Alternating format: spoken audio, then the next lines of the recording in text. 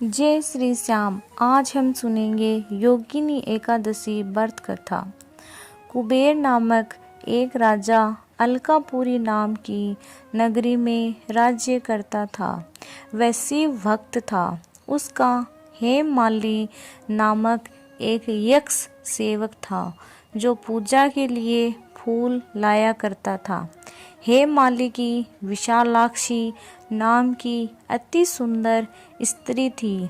एक दिन वह मानसरोवर से पुष्प लेकर आया, किंतु काम सख्त होने के कारण पुष्पों को रखकर अपनी स्त्री के साथ रमण करने लगा। इस भोग विलास में दोपहर हो गई।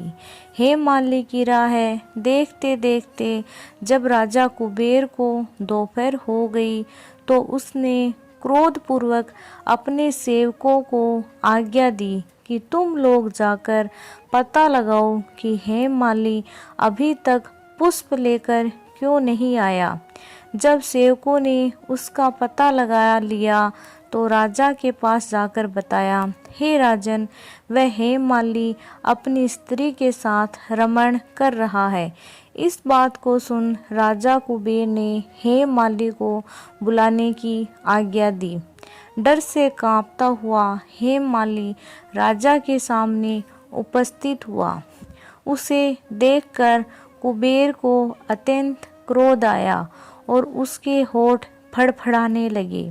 राजा ने कहा, अरे अधम, तूने मेरे परम पूजनीय देवों के भी देव भगवान शिव जी का अपमान किया है। मैं तुझे श्राप देता हूँ कि तू स्त्री के वियोग में तड़पे और मृत्युलोक में जाकर कोढ़ी का जीवन व्यतीत करे।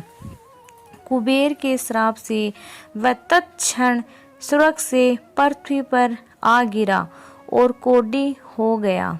उसकी स्त्री भी उससे बिछड़ गई।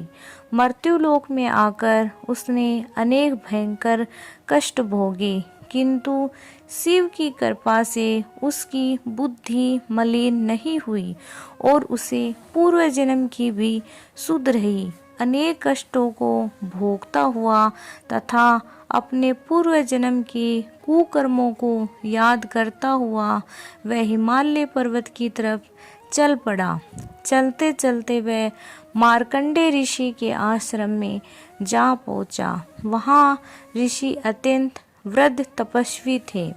वह दूसरे ब्रह्म के समान प्रतीत हो रहे थे और उनका वह आश्रम ब्रह्म की सभा के समान शोभा दे रहा था।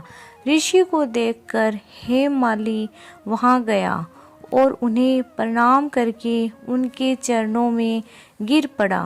हेममाली को देखकर मार्कंडे ऋषि ने कहा, तूने कौन से निष्कर्ष कर्म किए हैं जिससे तू कोढ़ी हुआ और भयानक कष्ट भोग रहा है। महर्षि की बात सुनकर हेममाली बोला, हे मुनि श्रेष्ठ, मैं राजा कुबेर का अनुचर था। मेरा नाम हेममाली था। मैं प्रतिदिन मानसरोवर से फूल लाकर शिव पूजा के समय कुबेर को दिया करता था। एक दिन पत्नी सहवास के सुख में फंस जाने के कारण मुझे समय का ज्ञान ही नहीं रहा और दोपहर तक पुष्प न पहुंचा सका। तब उन्होंने मुझे श्राप दिया कि तू अपनी स्त्री का वियोग और मृत्युलोक में जाकर कोढ़ी बनकर दुख भोगे। इस कारण मैं कोढ़ी हो गया हूँ तथा पृथ्वी पर आकर भयंकर कष्ट भोग रहा हूँ।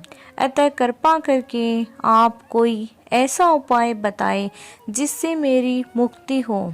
मार्कंडे ऋषि ने कहा, हे हेममाली, तूने मेरे सम्मुख सत्य वचन कहे, इसलिए मैं तेरे उद्धार के लिए एक व्रत बताता हूँ। यदि तू आषाढ़ माह के कृष्ण पक्ष की योगिनी नामक एकादशी का व्रत विधान पूर्वक करोगे तो तेरे सभी पाप नष्ट हो जाएंगे। महर्षि के वचन सुन हेममाली अति प्रसन्न हुआ और अनेक वचनों के अनुसार योगिनी एकादशी का विधि पूर्वक व्रत करने लगा। इस व्रत के प्रभाव से अपने पुराने स्वरूप में आ गया और अपनी स्त्री के साथ सुखपूर्वक जीवन बिताने लगा। बोलो भगवान श्री कृष्ण की जय हो। अगर आपको मेरी कहानी अच्छी लगे तो मेरे चैनल को सब्सक्राइब और कहानी को लाइक ज़रूर करें। जय श्री श्याम।